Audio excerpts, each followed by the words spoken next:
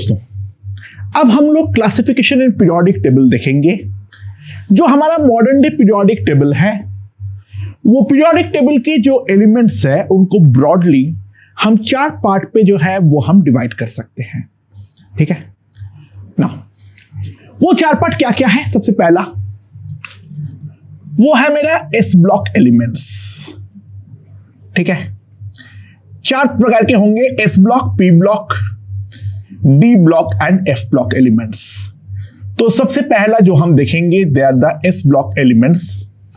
ठीक है, तो एस ब्लॉक एलिमेंट हम किसको बोलेंगे? एस ब्लॉक एलिमेंट हम उनको बोलेंगे हियर द लास्ट इलेक्ट्रॉन। जब हम इलेक्ट्रॉन को फिल करेंगे तो जो लास्ट इलेक्ट्रॉन होगा दैट एंटर्स एस ऑर्बिटल। अगर हमारा लास्ट इलेक्ट्रॉन जो है वो अगर हमारा एस ऑर्बिटल पे एंटर कर रहे हैं तो उन सारे एलिमेंट्स को हम एस ब्लॉक एलिमेंट्स जो है वो हम बोलते हैं। तो इसी बात पे जो हमारा जनरल कॉन्फ़िगरेशन होगा एस ब्लॉक एलिमेंट्स का, that general configuration can be written as NS1 और NS2, जहां पे N जो है वो है मेरा 1 to 7। ठीक है, उसके अंदर जो हमारा NS1 होता है, जो हमारा NS1 होता है that is my group 1A,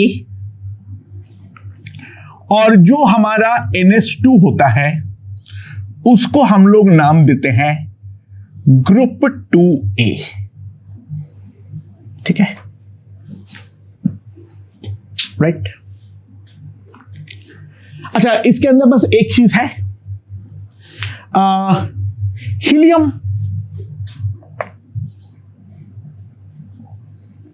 is not a part of group 2A. Helium is not a part of group 2A, but is a S block element. ठीक है, ये वाला प्रॉब्लम मेन हमारा इसलिए आता है, जो हमारा n इक्वल्स टू 1 पे केवल ऐसी होता है, वहीं पे हमारे खत्म हो जाती है। तो फर्स्ट पीरियड पे हमारा और कोई फर्दर एलिमेंट्स तो है ही नहीं। तो हीलियम जो है वो हमारा ग्रुप 1A पर नहीं होता है। ठीक है, और position of hydrogen, position of hydrogen हम देख चुके हैं इज ऑलवेज प्रॉब्लमैटिक। हाइड्रोजन का पोजीशन को लेकर हमेशा ही कंट्रोवर्सी है, तो हाइड्रोजन का पोजीशन तो हमेशा ही प्रॉब्लमैटिक होने वाला है। तो ये हमारा एस ब्लॉक एलिमेंट्स है। ठीक है, सो देयर आर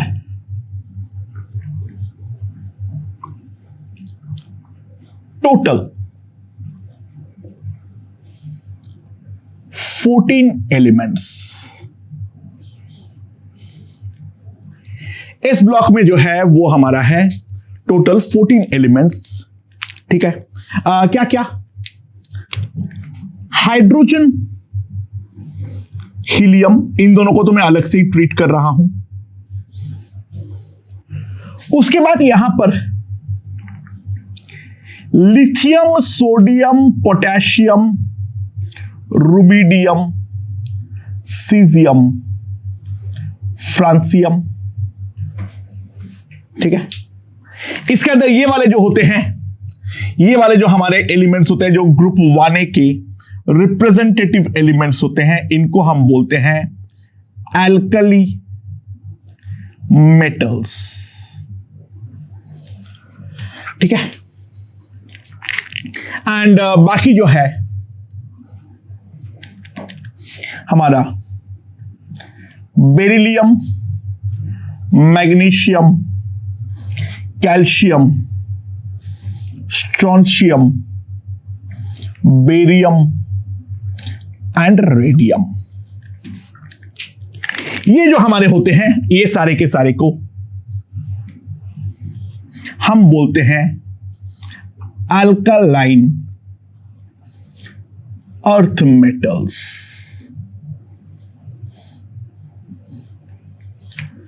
ठीक है। अच्छा, इनमें ये जितने भी एस ब्लॉक एलिमेंट्स हैं, only hydrogen and helium are gaseous at room temperature and they are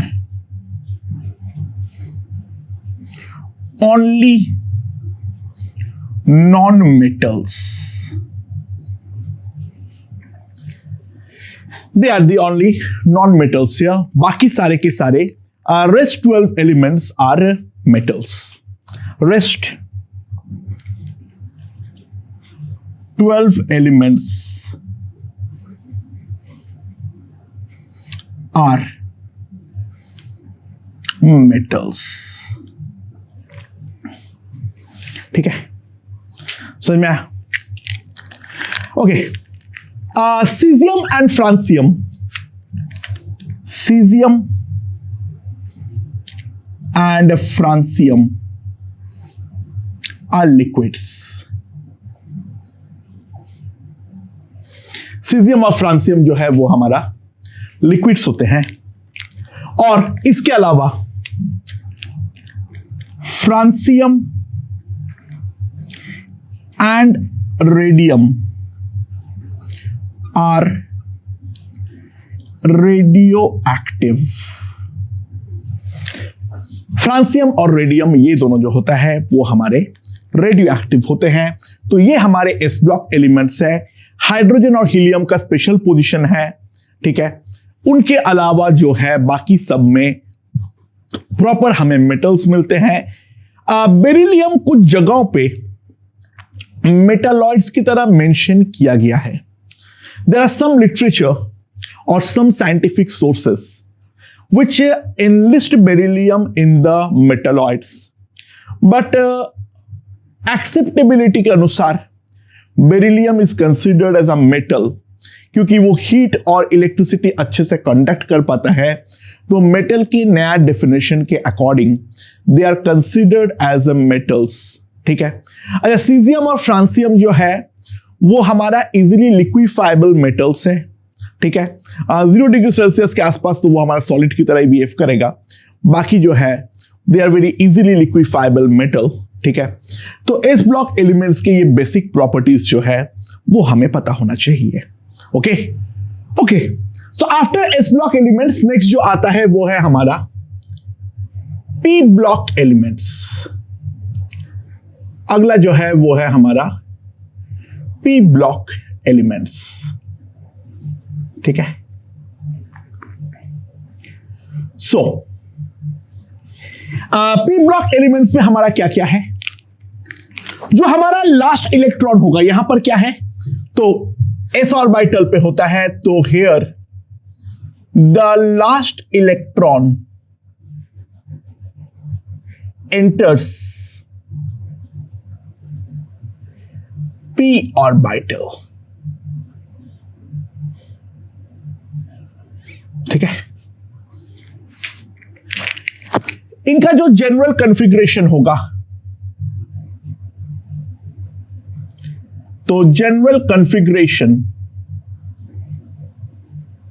हम लिखेंगे NS2 NP126, जहां पे N will be equals to 226, ठीक है। N यहां पर होगा वहां पे हमारा है 226, NS2 NP126, एंड यहां पर जो है N का वैल्यू हमारा 2 से 6 तक ही होगा। यानी एक पीरियड पे अगर हम ध्यान दें तो 6 हमारा पी ब्लॉक एलिमेंट्स होंगे, ठीक है, एक पीरियड के अंदर। और टोटल पीरियड जो है वो है 5। तो total there are 30 P block elements. ठीक है,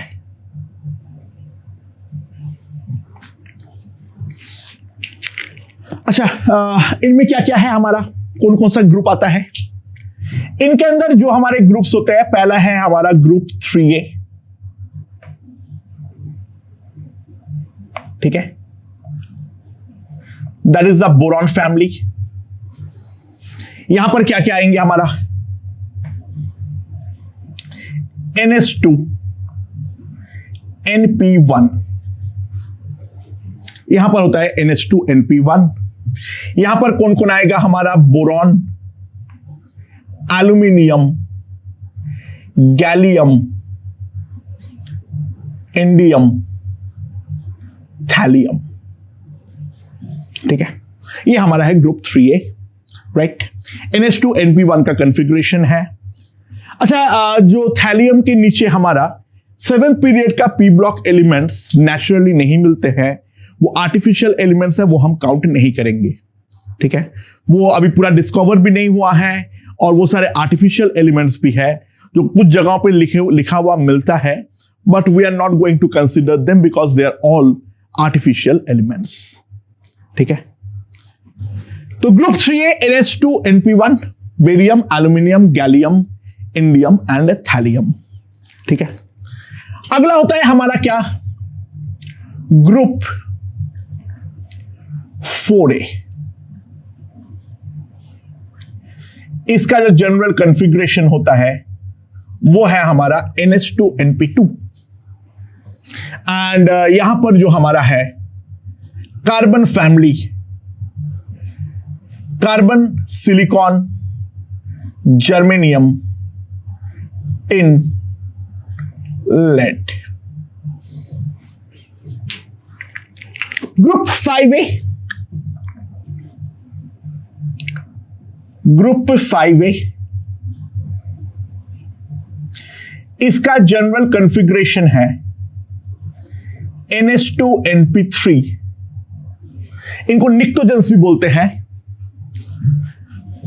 nitrogen, phosphorus, arsenic, antimony, bismuth.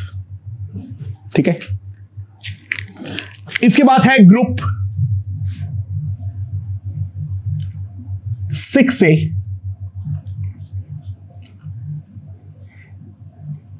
They are the chalcogens और the oxygen family, oxygen, sulphur, selenium, tellurium, polonium.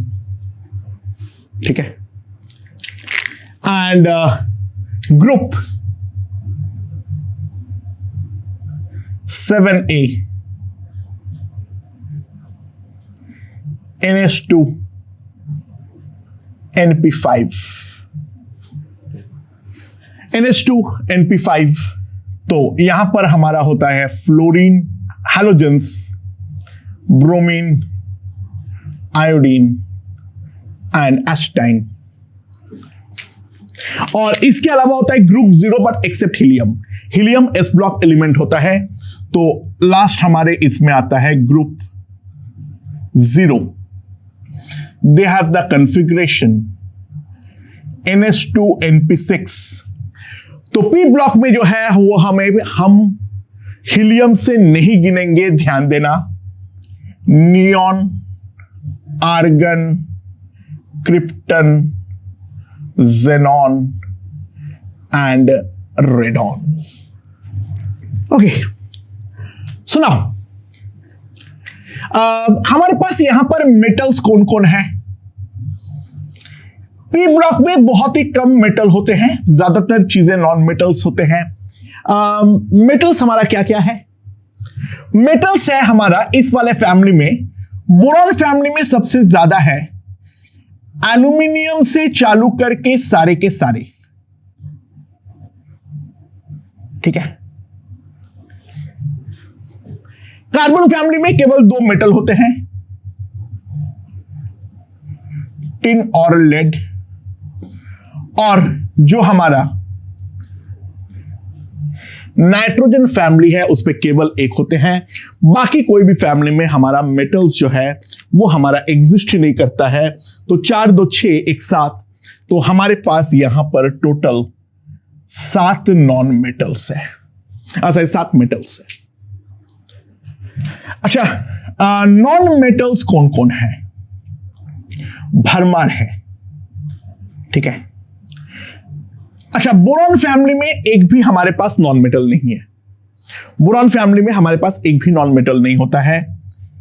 Carbon family में केवल कार्बन जो है वो हमारा मेटल है। नाइट्रोजन फैमिली में नाइट्रोजन और फास्फोरस हमारे नॉन मेटल्स हैं। ऑक्सीजन फैमिली में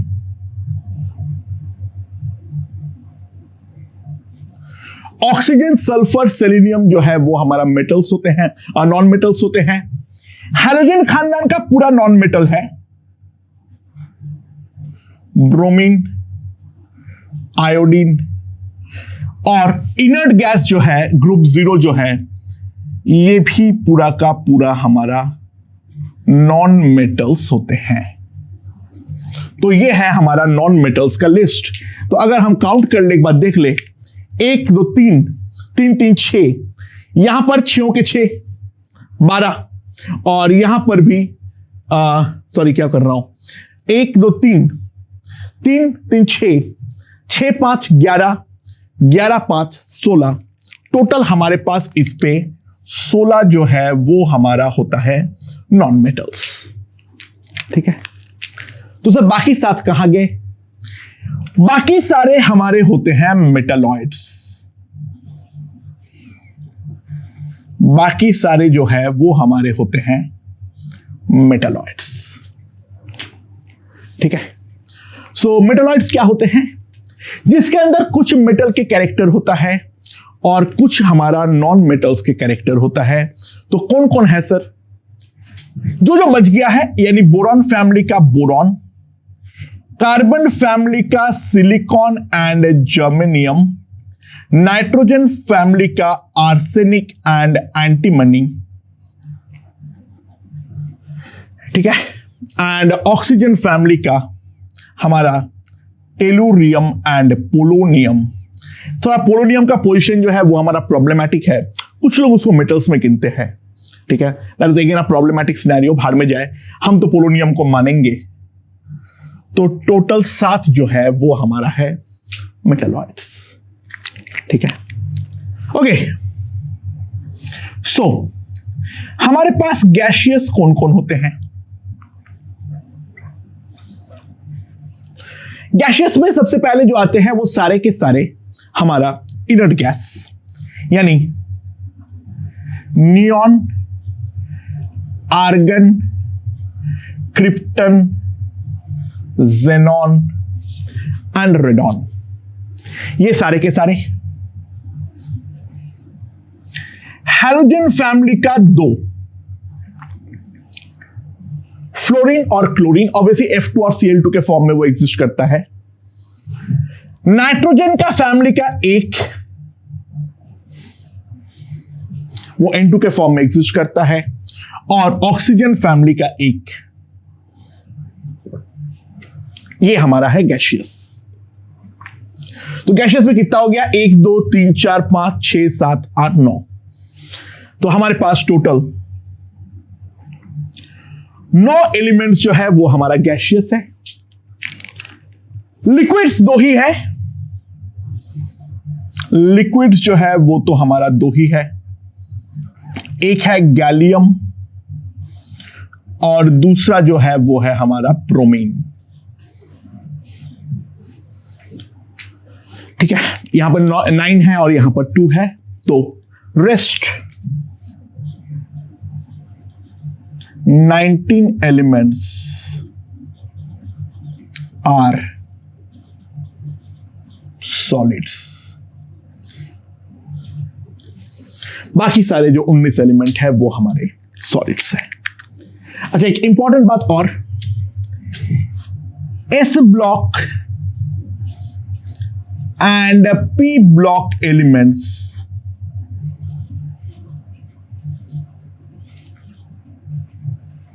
are called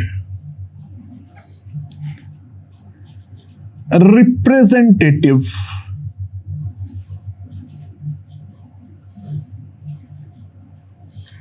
elements.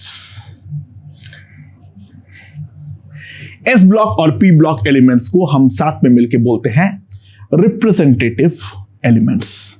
Okay okay दोस्तों, अगला जो है थर्ड, वो है हमारा डी ब्लॉक एलिमेंट्स.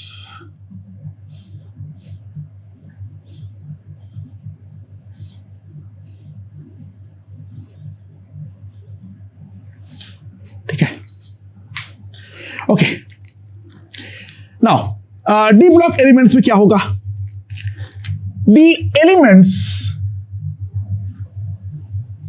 क्या लिख रहा हूं, दी एलिमेंट्स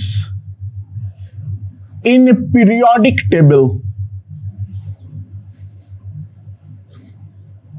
ठीक है, where last electron enters d orbital.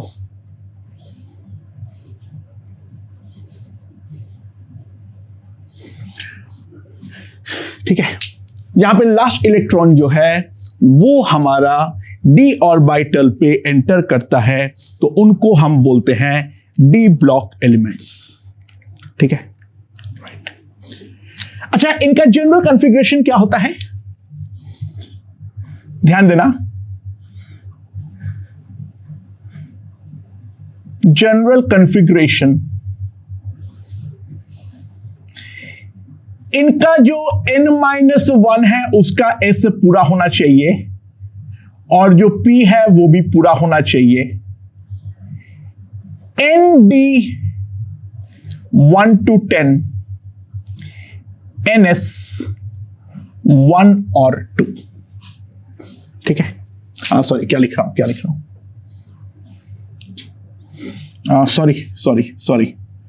Sorry, ns2, np6, nd 1 to 10, n+1 s 1 और 2. 1 और 2 में हम जानते हैं कॉपर में जो है वो एक इलेक्ट्रॉन जंप मार जाता है s से, वो सारे केसेस भी यहां पर अपने आप कंसीडर हो गया है. जो हमारा n है, n हमारा होगा 3, 4, 5. हमारे पास होते हैं 3D, 4D और 5D. ये तीन जो है वो हमारे पास डी ब्लॉक एलिमेंट्स जो है वो हमारे होंगे. तो इसके अंदर कौन कौन से ग्रुप्स होते हैं?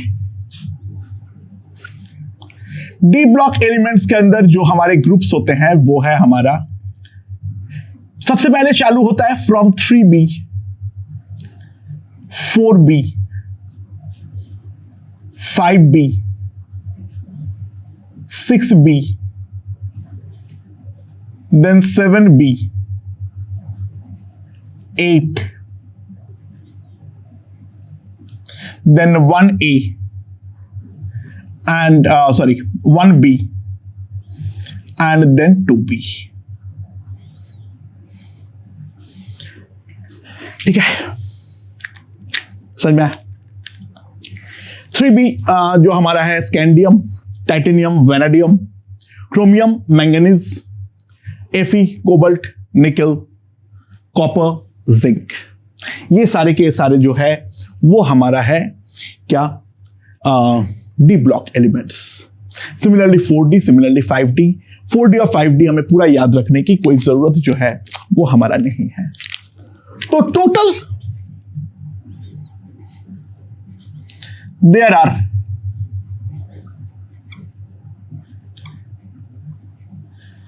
30 एलिमेंट्स. ऑब्वियस सी बात है, एक डी जो है वो 10 इलेक्ट्रॉन से हमारा भरता है, तो एक पीरियड में 10 होंगे, तो टोटल ऐसे 3 पीरियड है, तो हमारे पास हो जाएंगे कितना 10 into 3, there will be total 30 elements. All of them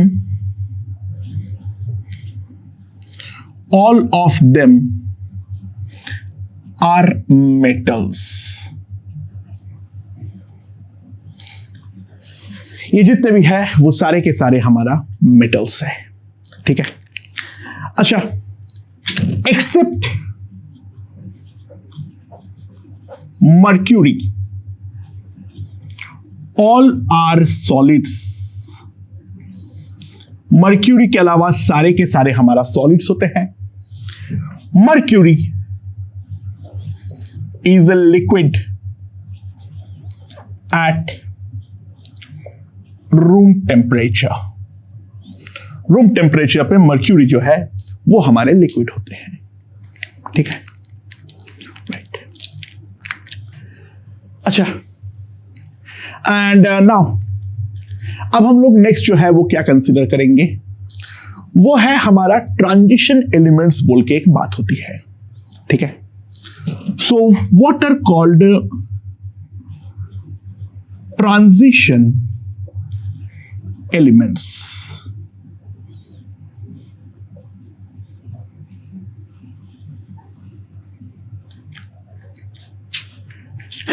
simple सी बात है, एलिमेंट्स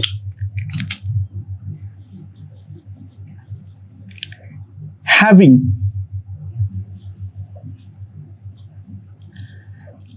unfilled d orbital, ठीक है। हमारे पास कोई कम से कम एक जो है डी पे जगह जो है वो खाली होनी चाहिए। आइदर इन एटॉमिक स्टेट, ठीक है, आइदर इन एटॉमिक स्टेट और in the most stable cationic form are called transition metals। वो सारे एलिमेंट्स जिनमें अनफिल्ड डी ऑर्बिटल है, या तो उनके एटॉमिक स्टेट पे या तो उनका मोस्ट स्टेबल कैटायनिक फॉर्म पे, उनको हम बोलेंगे ट्रांजिशन मेटल्स। अच्छा, बाय द वे कुछ जगहों पे जो है यहां पर 33 एलिमेंट्स लिखा हुआ होते हैं। That I agree. जो 6D होते हैं हमारा, वो हमारा पार्शियली फील्ड है, ठीक है। तो यहां पर जो है हमारा 6 जो है वो मैं स्टार के साथ लिख दे रहा हूं बाय द वे, ठीक है ना।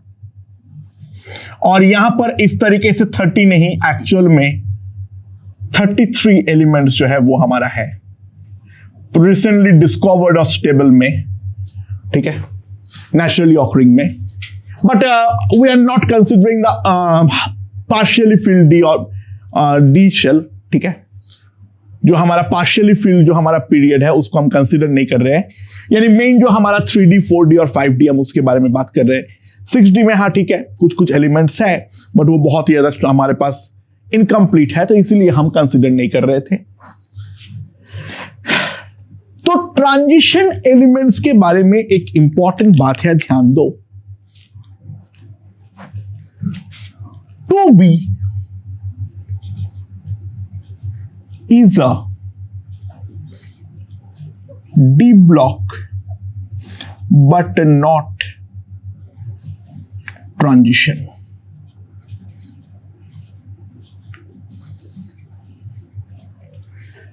टू बी में जितने भी एलिमेंट्स होंगे वो सारे के सारे हमारे डी ब्लॉक एलिमेंट्स तो होंगे, लेकिन वो ट्रांजिशन एलिमेंट्स नहीं है, क्योंकि उनका फुल्ली फिल्ड डी होता है। फॉर एग्जाम्पल अगर हम जिंक के बारे में समझ ले, तो जिंक पे जो हमारा इलेक्ट्रॉनिक कॉन्फ़िगरेशन मिलता है, ठीक है, जिंक पे जो हमें इलेक्ट्रॉनिक कॉन्फ़िगरेशन मिलता है वो हमें क्या मिलता है? 3d10 4s2 और Zn2+ में भी हमें कंप्लीटली फिल्ड D ही मिलता है, that is 3d10। Sir Zn3+? नहीं, मोस्ट स्टेबल ऑक्सीडेशन स्टेट जो है वो हमें देखना पड़ेगा, उसके अलावा कोई अपने मर्जी से ऑक्सीडेशन स्टेट तुम बना नहीं सकते हो।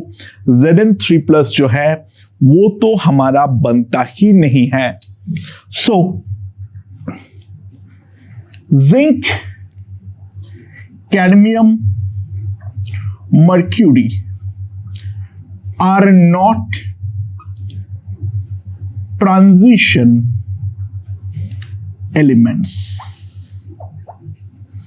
जिंक, कैडमियम, मर्क्यूरी जो है ये तीनों हमारा ट्रांजिशन एलिमेंट्स के अंदर काउंट नहीं होता है। ठीक है, हाँ ऑब्वियस बात है वो हमारे डी ब्लॉक एलिमेंट्स है, उस पर कोई प्रॉब्लम नहीं है। Some people consider them to be a part of representative elements, but अपना रिप्रेजेंटेटिव एलिमेंट्स को जो है मैं डी ब्लॉक पे ही सीमित रख रहा हूं। ये जो है वो हमारे ट्रांजिशन एलिमेंट्स नहीं है, that's for sure. D block और ट्रांजिशन में एक छोटा सा डिफरेंस है, और यहां पर ये 30 और 33 वाला पंगा जो है वो देख लेना। 6D जो है वो हमारा इनकम्प्लीट है, इसलिए मैंने कंसीडर नहीं किया था, तो वो कंट्रोवर्सी को मैंने यहां पे दूर कर दिया। बाकी ऐसा तो हमारा 33 एलिमेंट्स है राइट नाउ। ठीक है, एंड उम्मीद है डी ब्लॉक एलिमेंट्स क्या होते हैं वो हमें समझ में आ गया है, और डी ब्लॉक और ट्रांजिशन एलिमेंट्स पे क्या डिफरेंस है वो भी हमें समझ में आ गया है। ओके दोस्तों, तो लास्ट जो है वो है हमारा एफ ब्लॉक एलिमेंट्स। ठीक है, एफ ब्लॉक एलिमेंट्स क्या होता है? जैसे हम लोगों ने डी ब्लॉक को डिफाइन किए थे एग्जैक्टली वैसे ही हमारा the last electron enters F block. जो हमारा आखिरी इलेक्ट्रॉन है वो हमारा एफ ब्लॉक पे एंटर करता है। ठीक है, तो जनरल कॉन्फ़िगरेशन क्या है? General configuration N-2 S2 P6 D10 F1214 N-1 S2 P6 D0/1। यहां पर हमारा एक इलेक्ट्रॉन हो भी सकता है, एंड NS2। ठीक है, यहां पर n का वैल्यू जो होगा, n का दो ही वैल्यू हमारा संभव है, 6 और 7। ठीक है, तो हमारे पास जो दो सीरीज मिलता है वो है 4F सीरीज, जहां पर हमारे पास होते हैं 58 to 71 वाले सारे एलिमेंट्स, और दूसरा जो हमें मिलता है वो है हमारा 5F सीरीज, जो हमारा होता है 90 से 103। ठीक है, इसके अंदर इन दोनों को जो 4F को जो बोलते हैं उसको हम बोलते हैं लैंथेनाइड, और इनको हम बोलते हैं एक्टिनाइड। 4F सीरीज को हम बोलते हैं लैंथेनाइड और 5F सीरीज को हम बोलते हैं एक्टिनाइड्स। तो there are total 28 F block elements.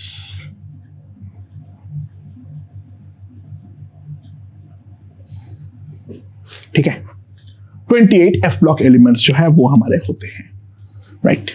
उसको हम पीरियोडिक टेबल में डायरेक्टली नहीं दिखाते हैं, स्ट्रेच नहीं करते हैं, हम उनको स्टार मार के नीचे दिखाते हैं, वो हम पहले ही देख चुके हैं। अच्छा, all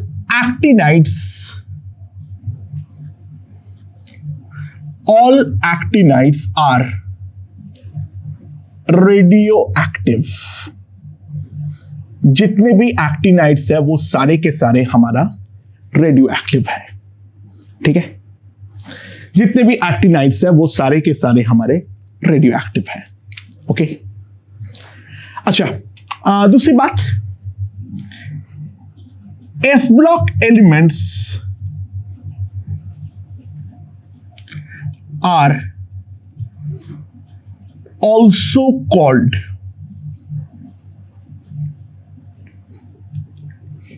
inner transition elements and rare earth elements। Rare earth इसलिए बोलते हैं क्योंकि वो बहुत ही ज्यादा कम एबंडेंस में पाए जाते हैं। ज्यादातर ऐसे कुछ जो है वो काफी ज्यादा एबंडेंट होते हैं, ठीक है, वो तो कोई बात नहीं है, यूरेनियम भी एबंडेंट तो है ही, ठीक है। एंड एफ ब्लॉक एलिमेंट्स जो है उनको हम इनर ट्रांजिशन एलिमेंट्स भी बोलते हैं। अगेन इस डेफिनेशन में भी प्रॉब्लम है, लेकिन उस प्रॉब्लम के साथ क्योंकि एनसीईआरटी डील नहीं करता है, इसलिए मैं एफ ब्लॉक एलिमेंट्स और जो इनर ट्रांजिशन एलिमेंट्स है वो मैं सेम बोल रहा हूं। एक्चुअल में there is a difference, just like D block elements and transition elements में डिफरेंस है, इनर ट्रांजिशन और एफ ब्लॉक एलिमेंट पे भी डिफरेंस है। एनसीईआरटी क्योंकि वो वाले डेफिनेशन के साथ डील नहीं करता है, इसीलिए मैं उसके साथ डील नहीं कर रहा हूं। All F block elements are solids and जितने भी हमारे पास F block elements है वो सारे के सारे सॉलिड्स और हमारा मेटल्स होते हैं, ठीक है। अच्छा, बाय द वे नियरली 78% जो है वो पीरियोडिक टेबल का वो हमारा मेटल्स ही होते हैं, नॉन मेटल्स काफी कम होते हैं। तो इसी के साथ हमारा सारे ब्लॉक जो है वो समाप्त होते हैं। मैं लिख देता हूं, there is almost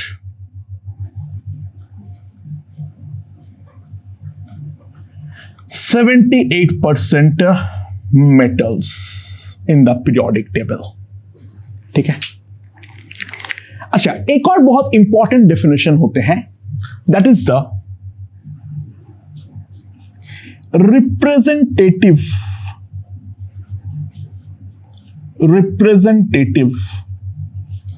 elements. Representative elements क्या होते हैं?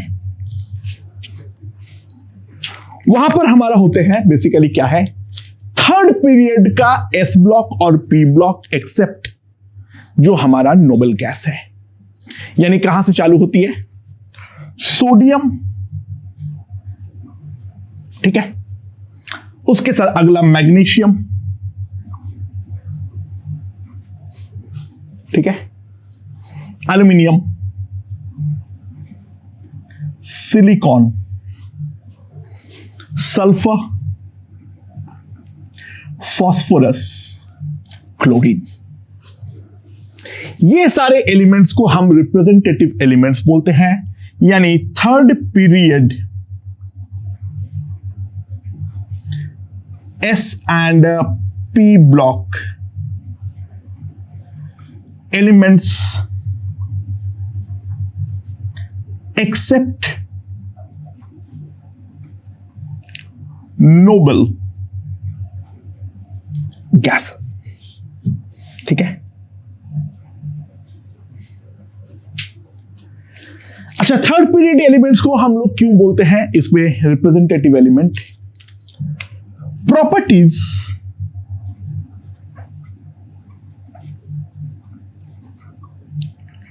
below them becomes highly similar। यानी सोडियम के बाद इस ब्लॉक में वेरिएशन काफी कम हो जाती है जब सिमिलर प्रॉपर्टीज, यानी सोडियम, पोटेशियम, रुबिडियम, सीजियम के प्रॉपर्टी काफी सिमिलर होती है, बट लिथियम के प्रॉपर्टी में काफी ज्यादा डिफरेंस आती है। सिमिलरली बेरिलियम में भी, तो they all have the similar properties. इसके नीचे जो होता है second period elements, second period elements have different properties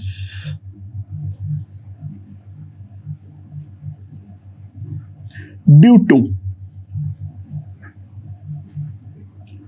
small size। पहला जो है वो है हमारा स्मॉल साइज, बहुत ज्यादा छोटा साइज का होता है। एंड दूसरा केमिकल प्रॉपर्टी में प्रॉब्लम आती है एब्सेंस ऑफ डी ऑर्बिटल। ठीक है, बहुत सारे प्रॉपर्टी डी ऑर्बिटल के प्रेजेंस पे हमारा एक्सप्लेन हो पाता है। एफ ऑर्बिटल का केमिकल प्रॉपर्टी को लेकर हम प्रैक्टिकली डील नहीं करते हैं, बट बाकी डी ऑर्बिटल हमें बहुत ज्यादा जरूरत पड़ती है। 2D सीरीज जो है वो हमारा एग्जिस्ट नहीं करता है और इस कारण पे बहुत सारे केमिकल प्रॉपर्टीज, यानी एक्सपांड आगे हम देखेंगे जो 8 से ज्यादा इलेक्ट्रॉन भी हो सकता है बहुत सारे कंपाउंड्स में, वो सारे सेकेंड पीरियड में एब्सेंट होता है। तो इसीलिए थर्ड पीरियड के जो एलिमेंट्स होते हैं, एक्सेप्ट द नोबल गैस, उसमें तो केमिकल प्रॉपर्टी के बारे में हम बात ही नहीं करेंगे। और आगे इनफैक्ट जेनॉन और रेडॉन में प्रॉब्लम है। Xenon and radon are both reactive, in fact they are not perfectly inert. तो इन जो चीज एलिमेंट्स होते हैं इनको हम बोलते हैं रिप्रेजेंटेटिव एलिमेंट्स। ओके, अब हम जल्दी से एक चीज देख लेते हैं, वो है हमारा नोमेनक्लेचर ऑफ अनडिस्कवर्ड एलिमेंट्स। जो एलिमेंट्स अभी तक डिस्कवर्ड नहीं हुआ है उनका नोमेनक्लेचर हम किस तरीके से करते हैं, क्योंकि जब तक डिस्कवर्ड नहीं होते तब तक तो उसका कोई नाम नहीं दिया हुआ होता है प्रॉपर। ठीक है, अच्छा, तो हम यहां पर देखेंगे डिजिट, लैटिन, उसके करस्पॉन्डिंग और उसके करस्पॉन्डिंग सिंबल।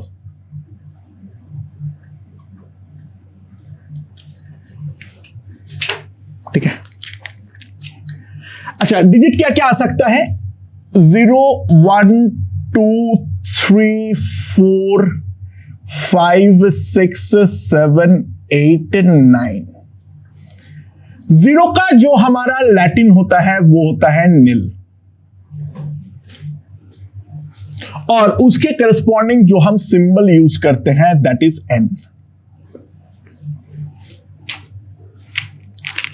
जो 1 के करस्पॉन्डिंग जो हमारा लैटिन आता है वो होता है उन, और सिंबल होता है यू। 2 के करस्पॉन्डिंग जो हमारा लैटिन होता है दैट इज माई बाई, और सिंबल होता है बी। 3 के करस्पॉन्डिंग जो हमारा सिंबल होता है दैट इज ट्राई, और सिंबल होता है टी। ठीक है, 4 के करस्पॉन्डिंग टेट्रा बोल सकते थे, लेकिन वहां पर एक कंफ्यूजन क्रिएट हो जाएगा क्योंकि दोनों का सिंबल टी हो जाएगा, तो उसके लिए हम यूज करते हैं क्वाड।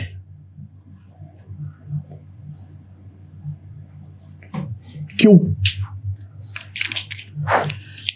5 का जो है वो है मेरा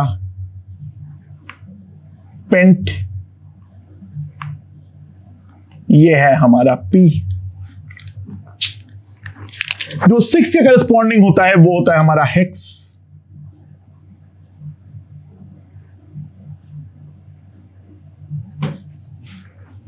ठीक है। और 7 के करस्पॉन्डिंग जो हमारा होता है वो होता है, अगेन हेप्ट हो सकता था लेकिन नहीं बोलते हैं, सेप्ट, एस। 8 के करस्पॉन्डिंग जो होता है वो हमारा क्या होता है, ऑक्ट, ओ। और 9 के करस्पॉन्डिंग नोना बोल सकता था लेकिन नहीं होता है, वो होता है एन, सिंबल होता है ई। ठीक है। अच्छा, नाम देने के बाद a suffix ium, a suffix इयम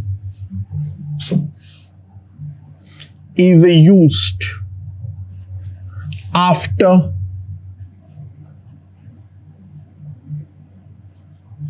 the name.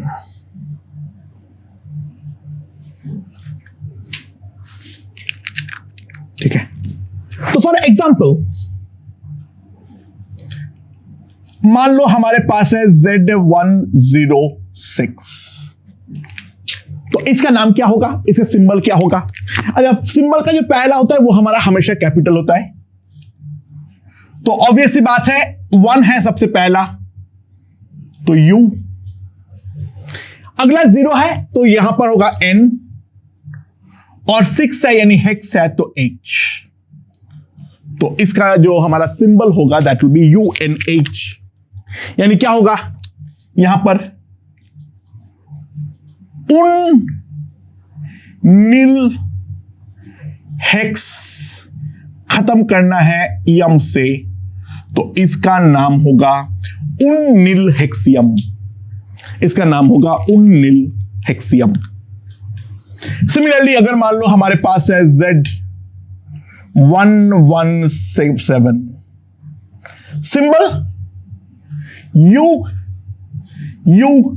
U7 है तो S, US is the symbol, और नेम क्या होगा उन सेप्ट, खत्म करना है यम से तो उन सेप्टियम, that is the name for Z117। तो that is the nomenclature of the undiscovered elements. तो पीरियोडिक टेबल का एक ब्रॉड क्लासिफिकेशन जो है वो अब हम यहां पर समाप्त कर चुके हैं। Now we move on to the important periodic properties regarding the periodic table. Okay दोस्तों, तो अब हम लोग और कुछ पीरियोडिक ट्रेंड्स जो है वो देख लेते हैं जल्दी से। क्या है हमारा वैलेंसी में भी पीरियोडिक जो है पीरियोडिसिटी हम ऑब्जर्व करते हैं, क्योंकि वैलेंसी आखिरकार तो इलेक्ट्रॉनिक कॉन्फ़िगरेशन पे डिपेंड करता है। ठीक है, और इलेक्ट्रॉनिक कॉन्फ़िगरेशन ऑब्वियसली पीरियोडिसिटी के अकॉर्डिंग हमारा वेरी करता है। तो व्हाट इज वैलेंसी? एस और पी ब्लॉक एलिमेंट्स के बारे में अगर हम बात करें तो it is either the number of outer most electron and oblique, और दोनों पॉसिबिलिटी है, 8 minus number of most outer most electron. ठीक है, सो ग्रुप 1A उसके लिए आउटर मोस्ट इलेक्ट्रॉन 1 है, 2A के लिए 2 है, 3 4 5 6 7 8 0 ग्रुप के लिए। तो वैलेंसी जो होता है 1A 2A 3A और 4A तक कोई प्रॉब्लम नहीं है, जो आउटर मोस्ट होता है वही होता है। बट 5 6 7 और 0 ग्रुप के लिए इट कैन बी आइदर 5 और 3, 6 और 2, 7 और 1 एंड 0 और 8। ऐसे 0 ग्रुप रिएक्ट नहीं करता है, but xenon reacts, radon reacts, तो उनके लिए हमारा नॉर्मली तो 0 है, यानी कोई रिएक्शन नहीं हुआ है। बाकी 8 वैलेंसी भी हम ऑब्जर्व कर सकते हैं। By the way, these are the maximum possible valencies. Valency is a very very vague term, और अभी के टाइम पे वैलेंसी वाले चीज को हम इस्तेमाल नहीं करते हैं, एक बेटर टर्म इस्तेमाल करते हैं, that is called the oxidation state. Valency 2 प्रकार के होते हैं, एक होता है कोवैलेंसी और दूसरा होता है हमारा इलेक्ट्रोवैलेंसी। तो कोवैलेंसी क्या होती है? कोवैलेंसी क्या होती है ये हम कोवैलेंट कंपाउंड्स में देखते हैं, जो number of covalent bonds form जो है उसके बारे में हमें बोलता है। और इलेक्ट्रोवैलेंसी, ठीक है, सॉरी यहां पे मैं लिखना भूल गया, सॉरी क्या लिखा मैंने, electrovalency that is observed in the ionic compounds, there is a number of electron lost oblique gained. ठीक है, अच्छा ये सारे वैलेंसी ऑब्जर्व किया जाएगा, ऐसे कोई गारंटी नहीं है, बट ये मैक्सिमम और मिनिमम का लिमिट जो है वो हमें देता है। ठीक है, ओके, तो अगर फॉर एग्जांपल अगर ये कंपाउंड है, ये आयन है बेसिकली, आगे हम पढ़ेंगे एक चैप्टर आएगा हमारे पास कोऑर्डिनेशन कंपाउंड, वहां से हम समझेंगे Fe सबसे पहले 2 इलेक्ट्रॉन लूज करके बन जाता है Fe2+, तो उसका इलेक्ट्रोवैलेंसी जो है वो हमारा 2 है, और जो हमारा Fe2+ है उसके साथ 6 वाटर का मॉलिक्यूल जो है वो हमारा कोवैलेंट बॉन्ड बनाता है, तो इसका जो कोवैलेंसी होता है दैट इज इक्वल्स टू 6। तो कोवैलेंसी और electrovalency are completely 2 different things, यहां पर हम लोग साफ साफ इस चीज को देख सकते हैं। ठीक है, सो मेन जो है वैलेंसी में एक पीरियोडिक ट्रेंड हम ऑब्जर्व करते हैं, जिसके बारे में रेडॉक्स चैप्टर में हम बहुत ही ज्यादा डिटेल डिस्कशन करेंगे, बट इसका ट्रेंड जो है वो तो हम ऑब्जर्व कर सकते हैं। दूसरी बात हम करेंगे periodic trends, periodic trends in oxides. ठीक है, अच्छा ऑक्साइड क्या होता है? कोई भी चीज में ऑक्सीजन के साथ जुड़ा हुआ चीज को हम बोलते हैं ऑक्साइड। ठीक है, तो पहला प्रकार के जो ऑक्साइड होता है वो है मेरा acidic oxide. What is mean by acidic oxide? Acidic oxides are nothing but the anhydrides of,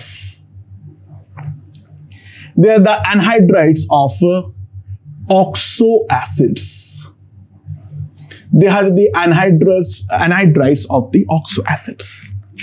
ठीक है, फॉर एग्जाम्पल एनहाइड्राइड का मतलब क्या है? हमारे पास एक ऑक्सो एसिड है H2SO4, उसमें से निकाल दो एक वाटर। ठीक है, तो हमारे पास बन जाएगा SO3। तो ये हमारा ऑक्सो एसिड का एनहाइड्राइड है, तो SO3 जो है वो हमारा एक एसिडिक ऑक्साइड माना जाएगा। सिमिलरली 4 times H3PO4 एक मॉलिक्यूल से ही निकलेगा, ऐसे कोई गारंटी जो है वो हमारा नहीं है। ठीक है, इसमें अगर मैं 6 वाटर निकाल दूं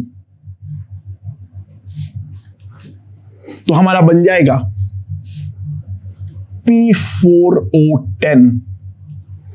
ठीक है, 6 वाटर अगर मैं निकाल दूं तो बन जाएगा मेरा P4O10। तो ये हमारा एक ऑक्सो एसिड है, वो इसका एक एनहाइड्राइड है।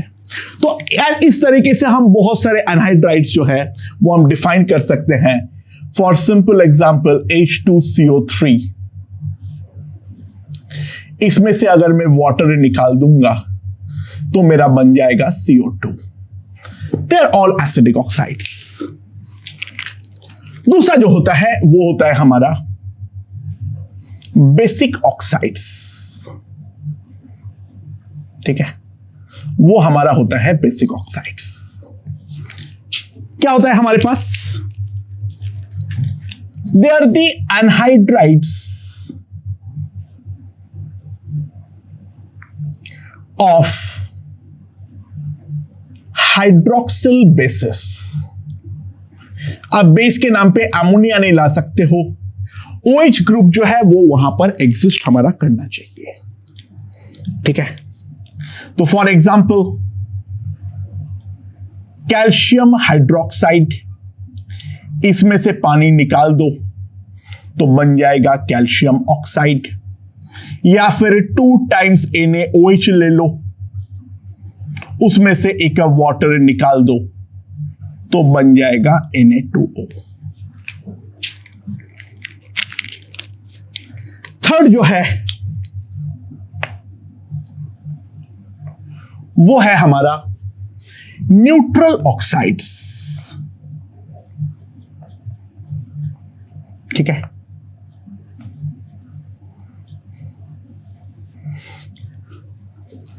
ना वो एसिड वाले का होता है ना वो बेस का होता है।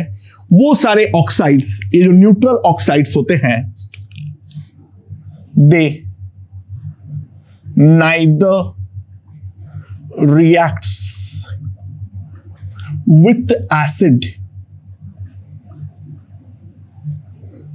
oblique base। ठीक है, अब by the way acidic oxide जो हमारा होंगे, ये एसिडिक ऑक्साइड जो है वो बेस के साथ रिएक्ट करेगा। ठीक है, और बेस के साथ रिएक्ट करते हुए हमें सॉल्ट प्लस वाटर देगा।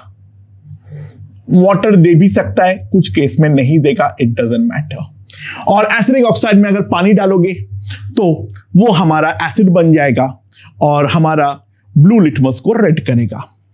सिमिलरली बेसिक ऑक्साइड जो हमारा होंगे, वो बेसिक ऑक्साइड हमारा एसिड के साथ रिएक्ट करेगा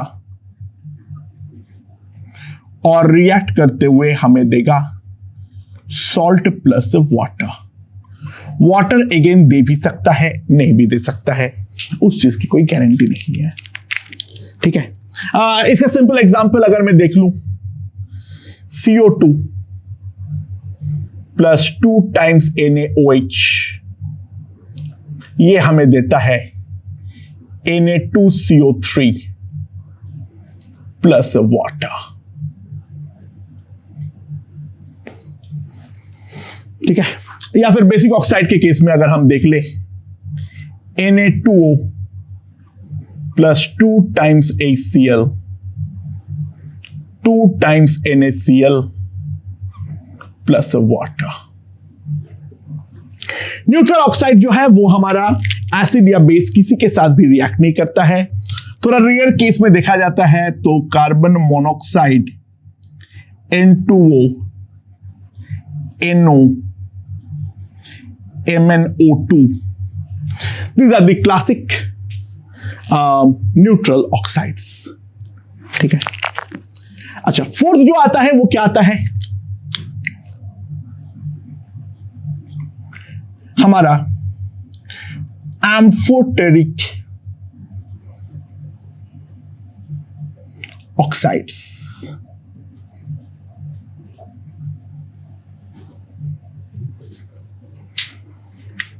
ठीक है, एम्फोटेरिक ऑक्साइड्स। और एम्फोटेरिक ऑक्साइड्स की पहचान क्या है, reacts with both acid oblique base. ठीक है, तो एम्फोटेरिक ऑक्साइड का क्या है फंडा। फॉर एग्जांपल अगर हम बात करें जिंक ऑक्साइड ZnO, ये एसिड के साथ भी रिएक्ट करके हमें सॉल्ट देता है ZnCl2 प्लस वाटर, या फिर वो NaOH के साथ भी रिएक्ट करता है और देता है Na2ZnO2 sodium zincate plus water. ठीक है, अच्छा क्लासिक एम्फोटेरिक ऑक्साइड्स के एग्जांपल क्या है, थोड़ा याद रखोगे तो अच्छा रहेगा। Beryllium oxide, alumina Al2O3, zinc oxide Cr2O3। ठीक है, लेड का दोनों ऑक्साइड PbO2, टिन का दोनों oxide SnO2, As2O3, to name the few. काफी सारे एम्फोटेरिक ऑक्साइड्स जो है वो हमारे होते हैं। न्यूट्रल काफी कम होते हैं, तो याद रखोगे तो अच्छा रहेगा। And last is mixed oxide या एनहाइड्राइड। मिक्स्ड ऑक्साइड या फिर एनहाइड्राइड। ठीक है, तो मिक्स्ड ऑक्साइड या फिर एनहाइड्राइड में क्या है, वो एसिड में उस पे ये बेसिकली केवल एसिडिक वाले ही होते हैं, उस पे पानी डालने पे वो दो अलग अलग एसिड में डिवाइड होता है। ठीक है, क्लासिक एग्जांपल है NO2। इस पर अगर मैं डालता हूं water 2 times NO2 plus H2O, तो हमें मिलता है HNO2 प्लस HNO3। ठीक है, या फिर अगर मान लो हमारे पास है ClO2 2 times, इस पर अगर मैं वाटर डालता हूं तो हमें मिलता है HClO2 प्लस HClO3। तो यह है हमारा ऑक्साइड्स का bifurcation. What are the trends? सबसे पहली बात, across period acidity increases. Period पे एसिडिटी जो है वो हमारा इंक्रीज करेगा, और डाउन द ग्रुप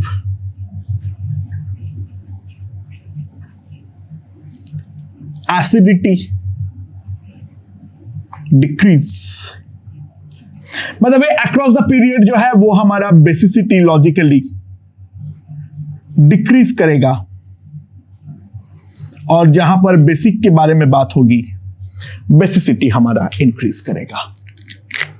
इसका सिंपल फंडा है, इसका बहुत ही ज्यादा सिंपल फंडा जो अगर हम ध्यान दें, हम फर्स्ट ग्रुप को ले लेते हैं। ठीक है, सो Li2O BeO B2O3 CO2। Sorry, first group मत लो क्योंकि फ्लोरीन में हमें ट्रेंड को तोड़ना पड़ेगा। ऐसा कोई फर्क नहीं पड़ता था क्योंकि फ्लोरीन का ऑक्सी एसिड्स नहीं होते हैं वैसे, ऑक्साइड नहीं बोलूंगा ना मैं उसको। HOF बनता है बट उसको भूल जाते हैं, वो थोड़ा एक्सेप्शनल ट्रेंड है। सेकेंड को ले लो Na2O। ठीक है, उसके बाद जो है हमारा MgO,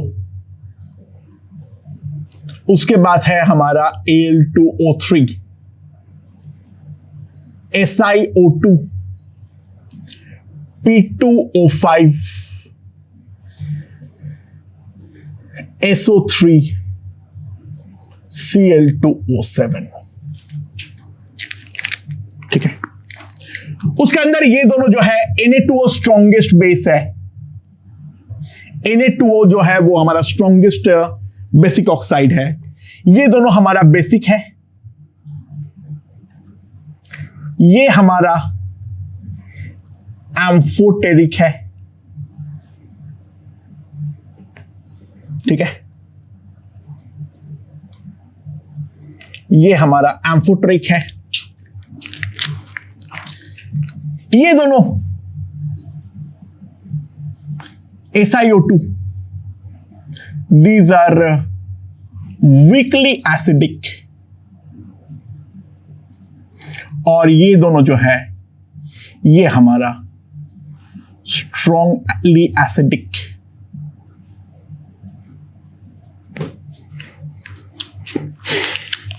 ऑब्वियस सी बात है, NaOH is a stronger base than MgOH a whole twice.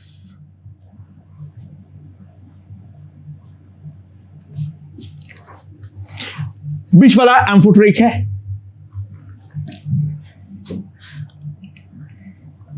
H2SiO4 and H3PO4, ये दोनों हमारा करस्पॉन्डिंग वीक एसिड है। ठीक है। एंड Cl2O7 के corresponding HClO4 is a stronger acid than H2SO4. They are very very strong acids. ठीक है। तो अक्रॉस द पीरियड जो है हमारा एसिडिटी इंक्रीज करता है और बेसिसिटी जो है वो डिक्रीज करता है। डाउन द ग्रुप अगर मैं जाऊं तो सिंपल सी बात है, barium oxide is stronger than strontium oxide, is a stronger than calcium oxide, magnesium oxide. यहां पर इस दिशा में बेसिसिटी जो है वो हमें साफ साफ डिक्रीज करता है। Beryllium oxide is in fact amphoteric, beryllium oxide is in fact amphoteric in nature. अगर मैं एसिडिटी के बारे में देखूं तो Cl2O7 is a stronger acid than I2O7। यहां पर इस डायरेक्शन में एसिडिटी जो है वो डाउन द ग्रुप हमारा डिक्रीज कर रहा है। HClO4 is a stronger acid than HbRO4, that is stronger acid than HiO4। ठीक है, तो ये हमारा ट्रेंड जो है वो हमें देखने को मिलता है। अच्छा, by the way, as oxidation state और valency increases, acidity also increases। Oxidation state of valency जैसे जैसे इंक्रीज करेगा, एसिडिटी वैसे वैसे बढ़ेगा। क्लासिक एग्जांपल सबसे अच्छा दिखाने के लिए MnO, Mn2O3, ये दोनों हमारा बेसिक होता है।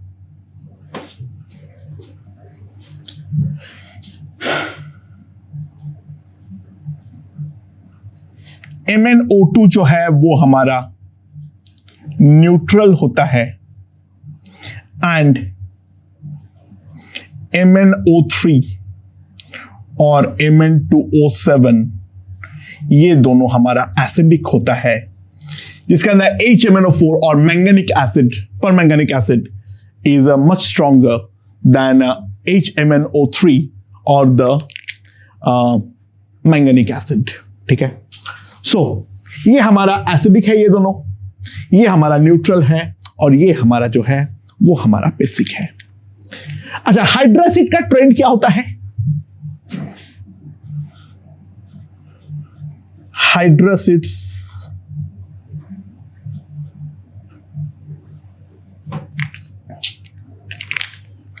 Due to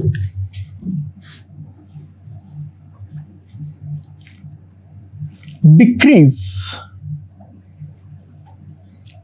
in bond strength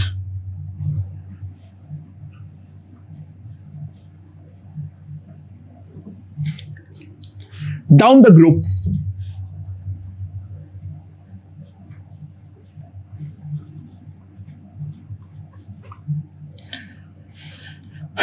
acidity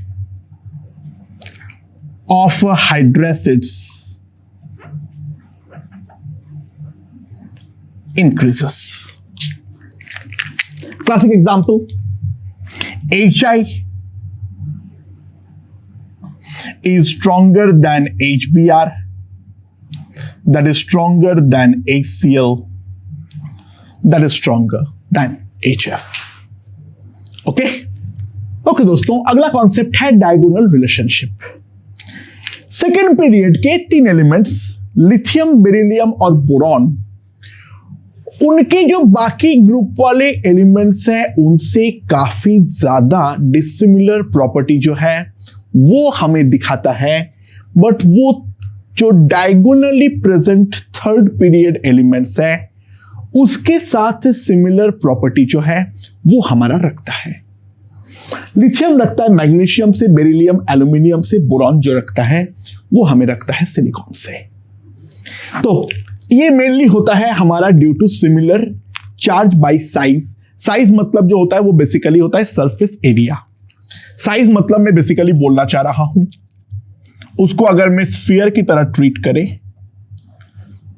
तो बेसिकली इसके आगे हम एक टर्म डिफाइन करेंगे, आगे जाके समझोगे, सरफेस चार्ज डेंसिटी। तो चार्ज बाय सरफेस एरिया का सिमिलरिटी के कारण ये डायगोनल रिलेशनशिप जो है वो हमें देखने को मिलता है। तो अब हम लोग एक केस देखेंगे, that is the similarity between lithium and magnesium. बहुत सारी सिमिलैरिटीज है, एक एक करके बात करते हैं। सबसे पहला, lithium is a hard metal like Mg, but all other alkali metals are soft। ठीक है।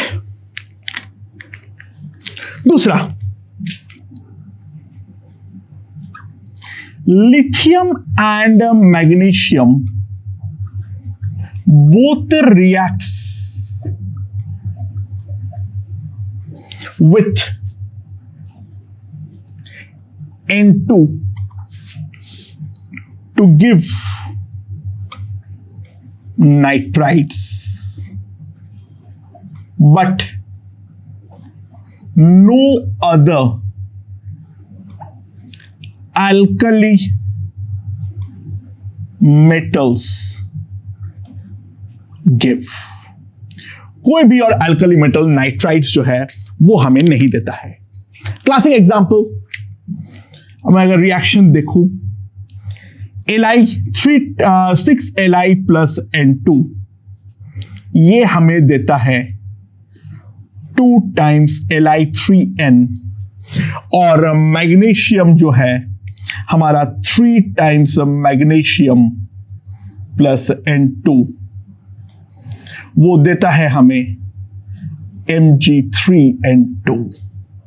ये दोनों हमारा नाइट्रोजन के साथ रिएक्ट करता है, बाकी जो है वो हमारा नहीं देता है। अच्छा, third, fluorides, phosphates and carbonates of lithium are insoluble in water like Mg, but बाकी सारे का जो हमारा फ्लोराइड्स, फॉस्फेट और कार्बोनेट होते हैं अल्कली मेटल्स का, वो सारे हमारे सॉल्युबल होते हैं practically for any general amount. तो यहां पर भी हमारे एक डिसिमिलैरिटी जो है वो हमें देखने को मिलती है। ठीक है। अच्छा, next, lithium and magnesium both have very high melting point and boiling point। ठीक है। बाकी अल्कली मेटल्स के कंपैरिजन में लिथियम का जो हमारा मेल्टिंग और बॉइलिंग पॉइंट होता है वो हमारा काफी ज्यादा हाई होती है। ठीक है। अच्छा, इसके बाद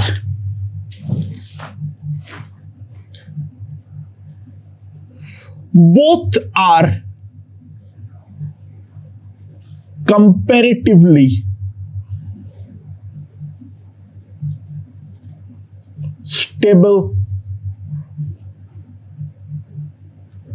in air। बाकी सोडियम, पोटेशियम जैसे ही एयर के कांटेक्ट में आता है तो वो विगोरसली रिएक्ट करता है, यहां पर जो हमारा रिएक्शन होती है वो बहुत ही ज्यादा स्लो होती है। Both do not give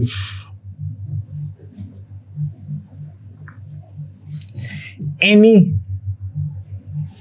colour in Bunsen flame. Bunsen flame में जो है वो दोनों ही हमारा कोई कलर नहीं देता है, बाकी सारे के सारे अल्कली मेटल्स जो है वो हमारे कैरेक्टरिस्टिक कलर देता है। सोडियम जो है वो येलो देता है, सीजियम हमारा वायलेट देता है, सारे के सारे जो है हमारा बुनसन फ्लेम में कलर्स देते हैं। जो लिथियम और मैग्नीशियम है दोनों हमारा कोई कलर नहीं देता है। ठीक है, अच्छा उसके बाद क्या है, metallic bond. Metallic bond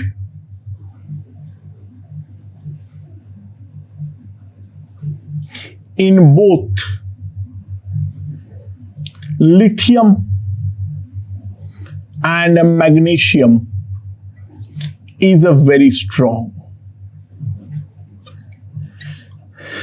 lithium और मैग्नीशियम दोनों पे मेटालिक बॉन्ड जो है काफी स्ट्रांग है। ठीक है, that's why they are strong metals. And lithium, बाकी जो अल्कली मेटल्स होते हैं उनका नहीं होता है। ठीक है, अच्छा next, carbonate and nitrate of lithium are highly unstable.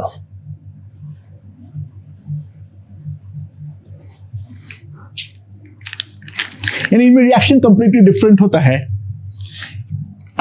Lithium carbonate को अगर हम हीट करते हैं तो ये हमें देता है lithium oxide plus CO2, just like magnesium carbonate that on heating gives magnesium oxide plus CO2।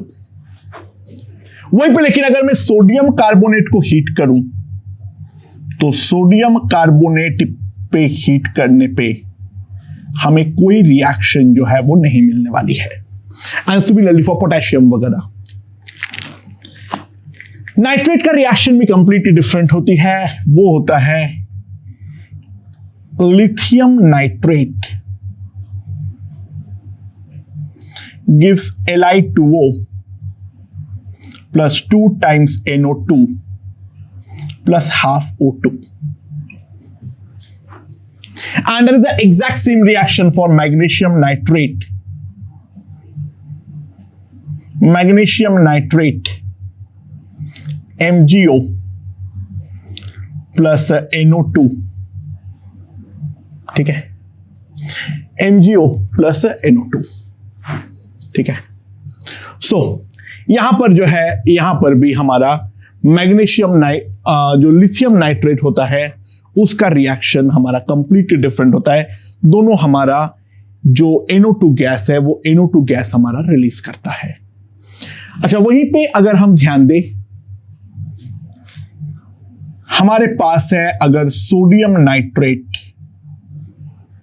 मैं करके लिख क्या रहा हूं पता नहीं, सॉरी